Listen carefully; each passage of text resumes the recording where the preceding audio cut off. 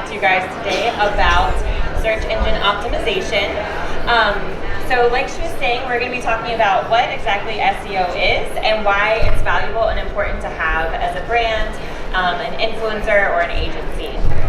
So starting with the very, very basics of SEO, like I said earlier, SEO stands for search engine optimization, if anyone didn't know what that stood for. But basically, we are used to, as users, just typing in our query in Google and getting a response right away. We don't really, a lot of times, understand the back end of how that happened and how we're getting the results that we need immediately. So the way a search engine operates is by both crawling and indexing every website on the internet.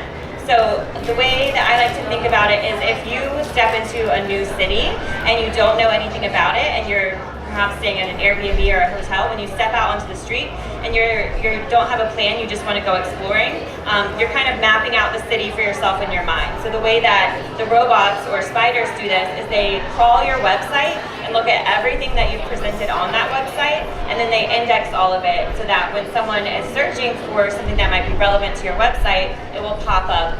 And that is what we see from the other end of how search engine operates, is a ranked list of responses in the SERPs, which stands for search engine response pages. So why is that important to us as digital marketers? It's important because we obviously want people to find us online. That's how people are finding a lot of the brands that they connect with, a lot of the items that they're purchasing.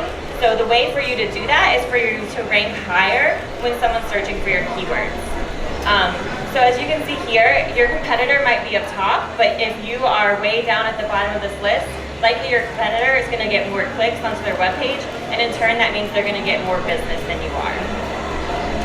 So we're going to talk about some of the easiest ways to use search engine optimization to make sure that you're getting more business and you're getting more clicks on your website.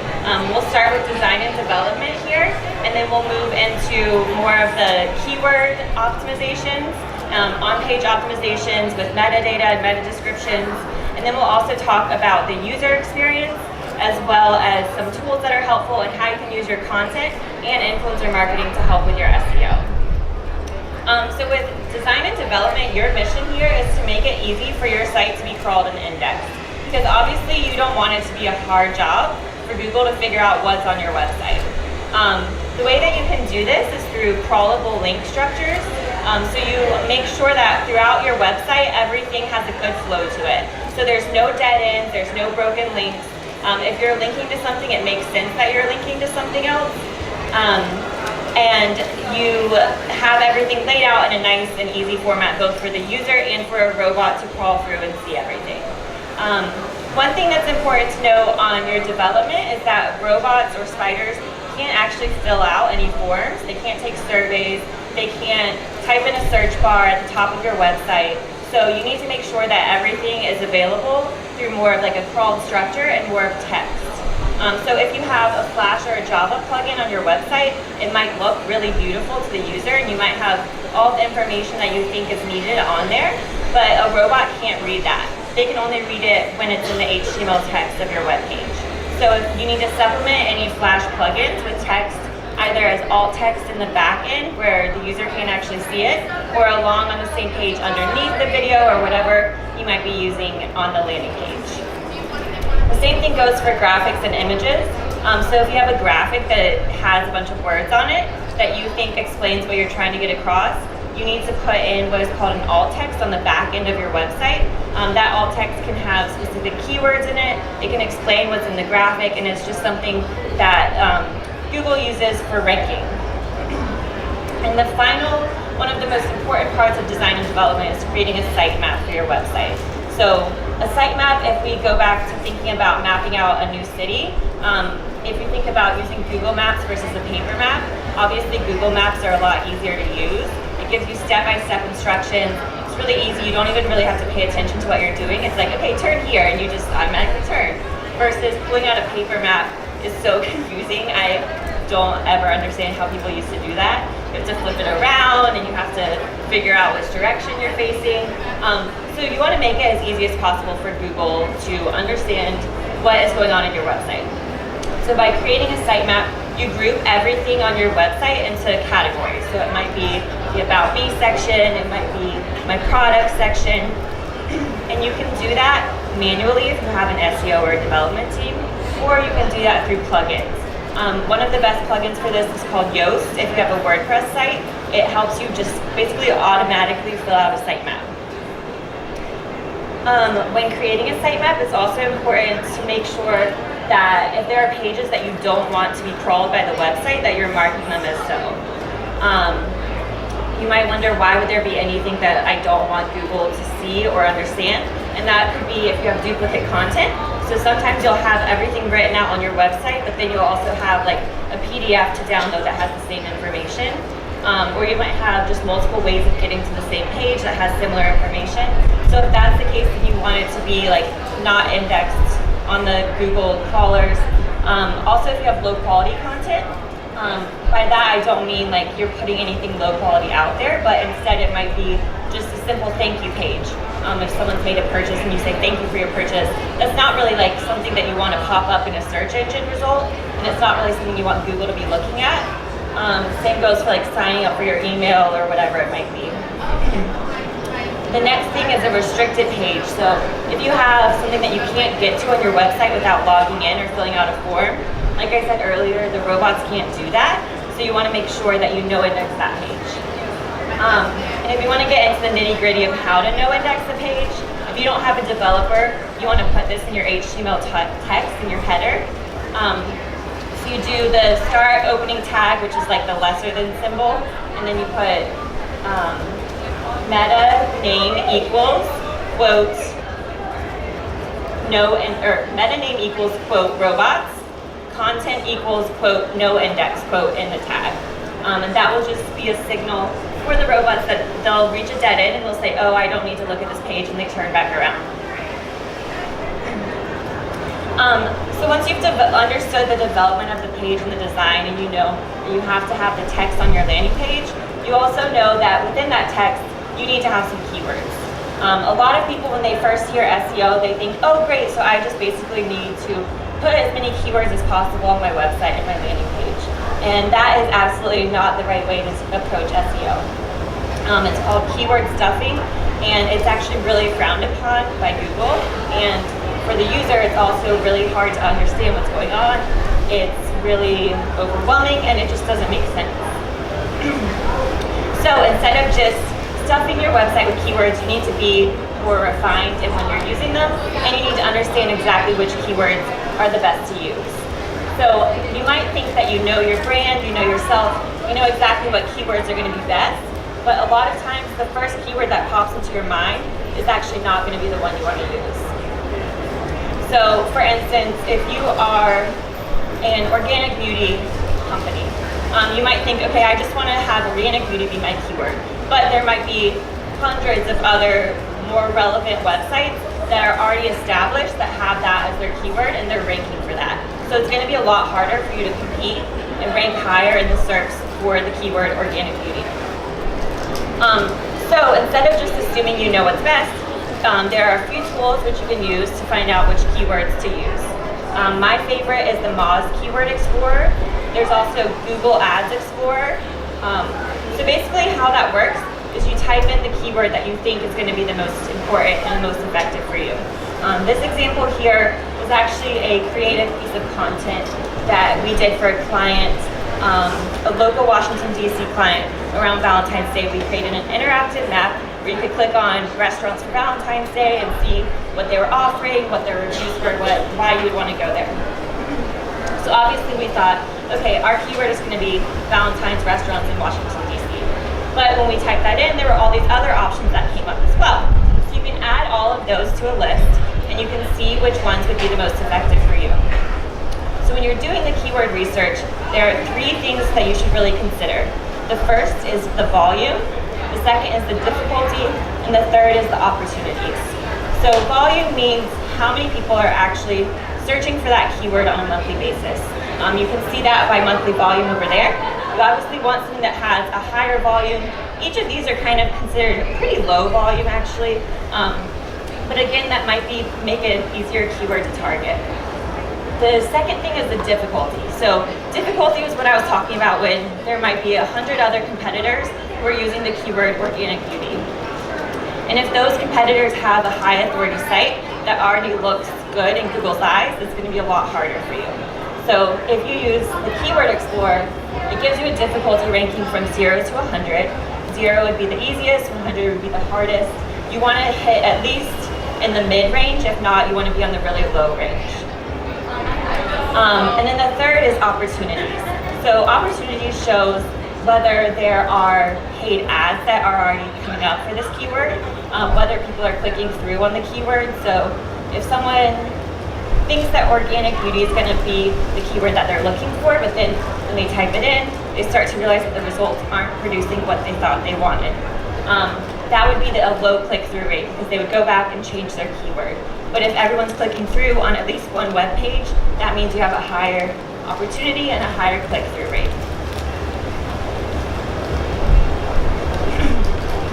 So once you know what your keywords are, you need to figure out where the keywords need to go within your website. Obviously, you want your keywords in the content of your page, like I said, but you don't want to do keyword stuffing.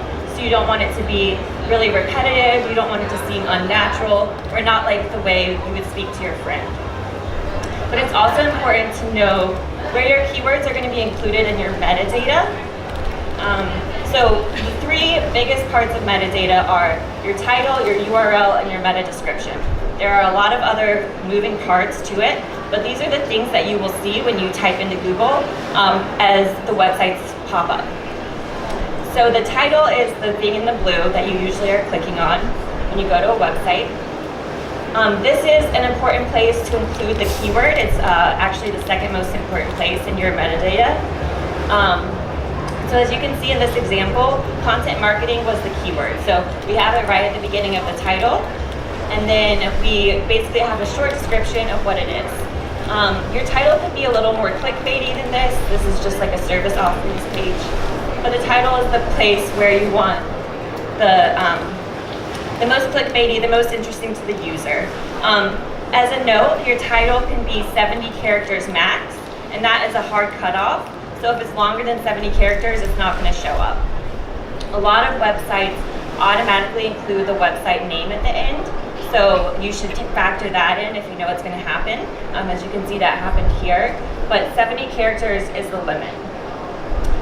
The next piece is the URL. So the URL is actually the most important place to include your keyword. As you can see, we only used our keyword really in this URL, but you have to have it in there if you want to rank well for it. The character count for a URL is 115 characters. You can't go any longer than that or else it'll likely be cut off. And when you are filling out your URL, a lot of times a website will automatically populate your URL, and it's not going to be the best URL that you want. A lot of times it'll just be either the title or it'll be like a weird series of numbers and letters. So it might be like QRS95TY, and that just doesn't look good to a user. It's not something that you want to click on. It just seems like it's not a well-developed website. It's also frowned upon by Google.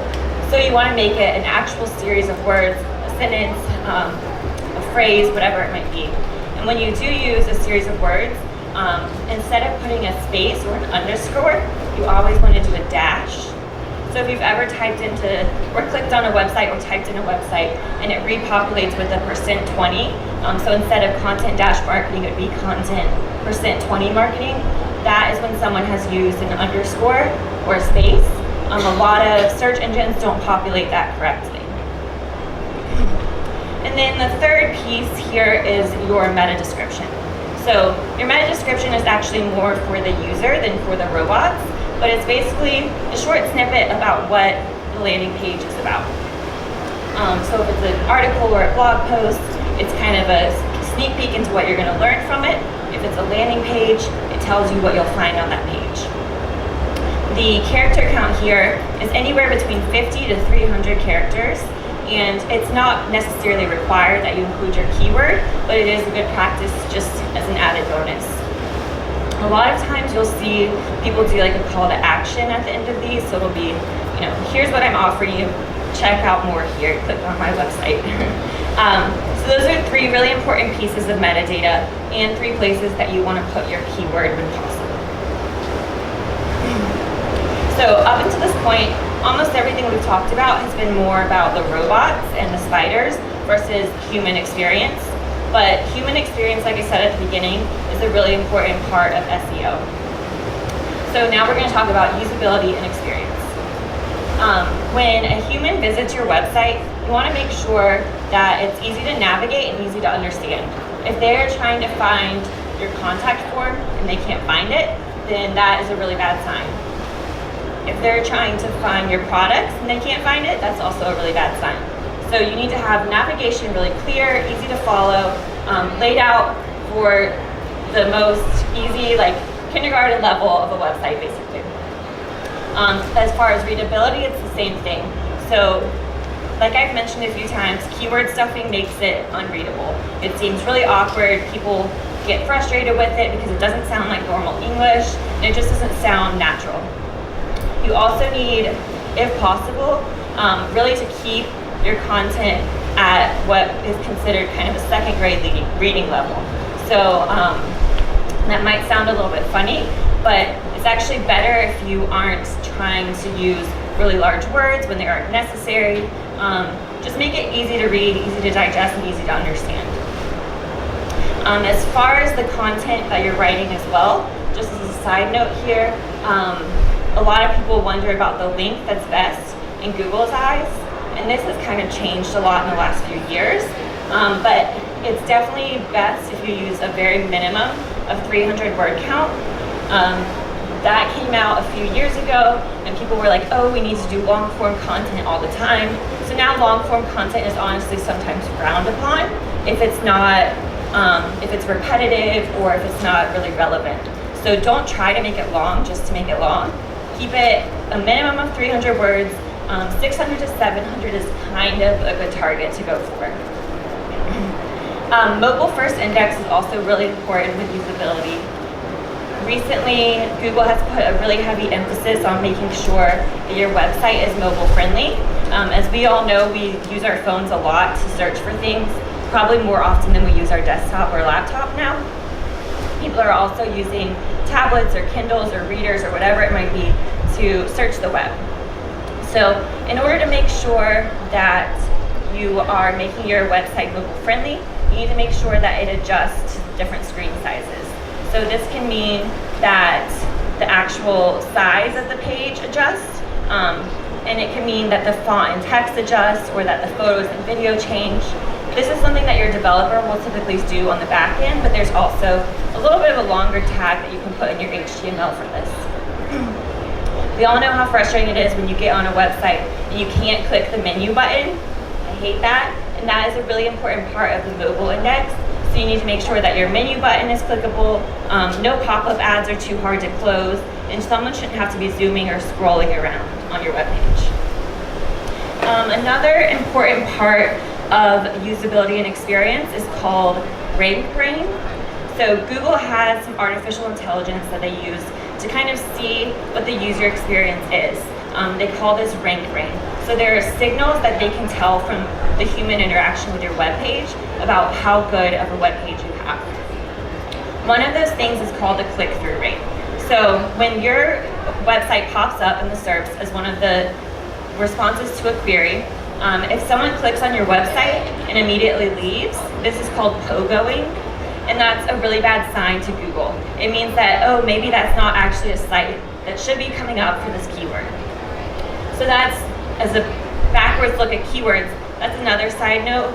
Just because a keyword has like good opportunities doesn't mean you should use that, because if you have your page optimized for a keyword but it doesn't really fit with what you're actually talking about, then the click-through rate is going to be bad, and then it'll just mess everything up and you'll be back at the beginning.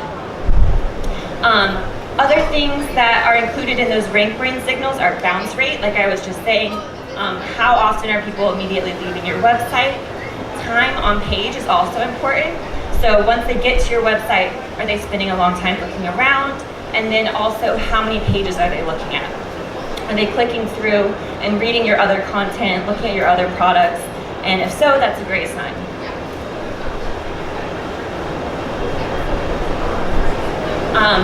So one way that you can track all of these signals is through Google Analytics. And I'm sure some of you guys are familiar with using Google Analytics, but this is just a way that you can track how pages on your site are doing, as well as look at which pages should probably be adjusted and how some of your pieces of content are ranking with your users. So when you look at Google Analytics, it pops up with all of those things I was just talking about. So it shows the bounce rate, how many people are leaving your page. It shows how many times people are clicking on other pages and what the average pages per session is, how many people are actually going to the page, and then how long they're spending in their session.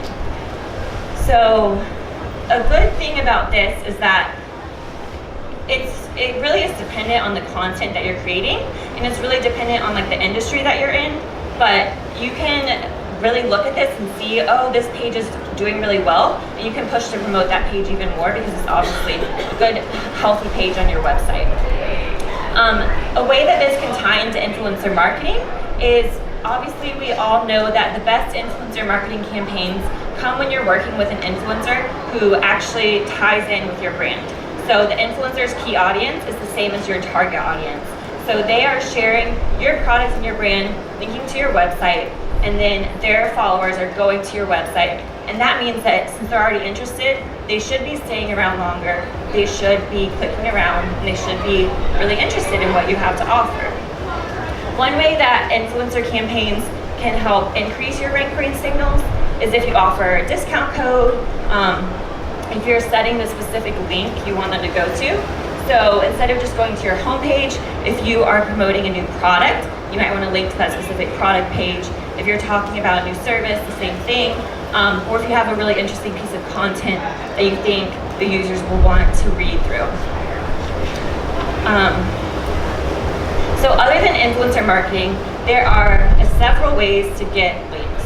Links are really, really important and probably my personal favorite part of SEO. So I like to think of it as the Marsha session. So instead of Marsha, it's links, links, links. There are 3 types of links that are important in SEO. The first one is backlinks or inbound links. The second one is internal links. And the third one is outbound links. So internal links we talked about just a little bit earlier, but you want to be linking within your website to other pages on your website that makes sense. It shouldn't be just trying to add links to have links, but if you're talking about a service, then you can link to that service. If you're talking about, you want people to start talking to you, then you can link to your contact us page. So that is basically internal links in a quick glimpse. Outbound links are also important because you want Google to realize that you are a good resource for your users. You're providing them with good information and you're linking them to other sources that will be helpful to them as well. So when you're doing outbound links, you want to try to link to high authority sites because it's a good signal for Google. High authority means that they are looked upon positively by Google. The best way to determine this is through Moz's domain authority. I'm sure, are any of you guys familiar with domain authority? Hopefully, okay. So domain authority, or usually referred to as DA, is on a scale from 0 to 100. And Moz created this in order to determine which sites are the most authoritative and which sites are the most likely to come up most often on Google. So obviously a 100 domain authority is really great. That would be sites like Reddit or Yahoo would be up in the 90s, versus a brand new blog is probably going to be like a 2 domain authority. So linking to authoritative sites shows that you have those good connections and that you're being a good resource for your user. But on the other side, you also really want to get links from those websites. So those are called inbound links or backlinks. One way to do this, like I said, is influencer collaborations. Another way is to do link building outreach. So if you see websites that are talking about you or your brand, but they didn't include a link, you can reach back out to them and say, thank you so much. Can you please include a link in this? It will be more helpful to your user, and it would just be really appreciated by me. Another way to do this is to create content that can be linked to as a resource. So if you have lots of good internal data maybe, or if you have quotes that you know might be used by other people, just anything that could be a resource used by other journalists, other bloggers, other websites or companies in your industry. This is also something that I focus on a lot, is making creative content that will drive links to my clients. So as an example, we recently, for one of my clients, wanted to reimagine the princesses. We wanted to think about what would these Disney princesses be doing if they lived in 2018? What would make them be really great role models to young girls and young boys today? Because there's obviously nothing wrong with your goal being to find love and to be a princess, but we all know that women empowerment is really great, but being a girl boss is even greater. So we wanted to reimagine them in new girl boss positions. So for instance, we turned Ariel into the CEO of a record label. Cinderella started a nonprofit for animals, and Belle was the chancellor at a university. So we took these graphics, we took these stories, and we pitched them to journalists, and we said, I thought that your audience might be interested in this because we really want to show kids that there are things to look forward to, and that they can be girl bosses in the future. And from that, we got over 120 backlinks from authoritative sites, and we're still counting. So we got on sites like Yahoo, BuzzFeed, ABC, Good Morning America, Los Angeles Times, and all of these sites were linking back to my client as the source. So that's just one example of creating creative content that you can then pitch to journalists to get those backlinks that will then be a good sign to Google as you're showing up in the SERPs. A side note here is that if you're doing this, you should continue to do it. So link velocity is also really important. And it's not just important to get a bunch of links at once and then say, okay, great, I did it, I'm done. You need to have a freshness factor to it. So you should always be trying to get those backlinks through link building outreach, creative content pitching, creating content on your site that can be a good resource, and even offering to guest blog or guest post articles for other businesses, and then linking to yourself as the writer.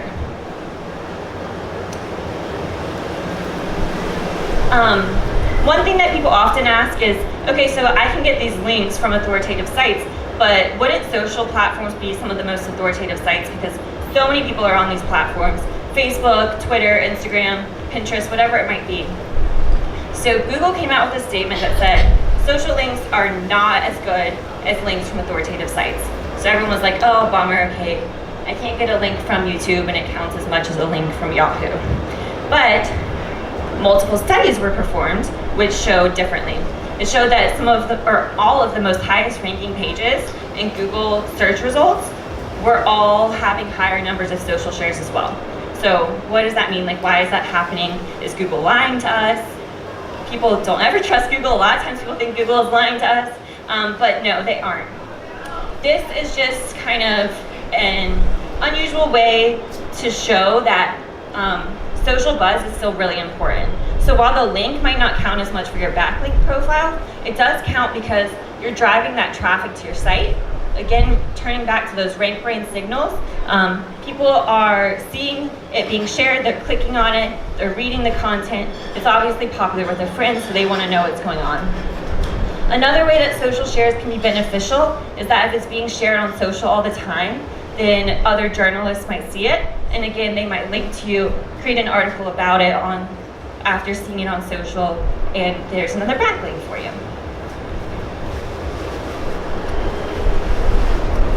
All right, so now that we've talked a little bit about the very basics of SEO, I wanted to tell you guys some tools that are really great if you're looking to get more hands-on with your SEO.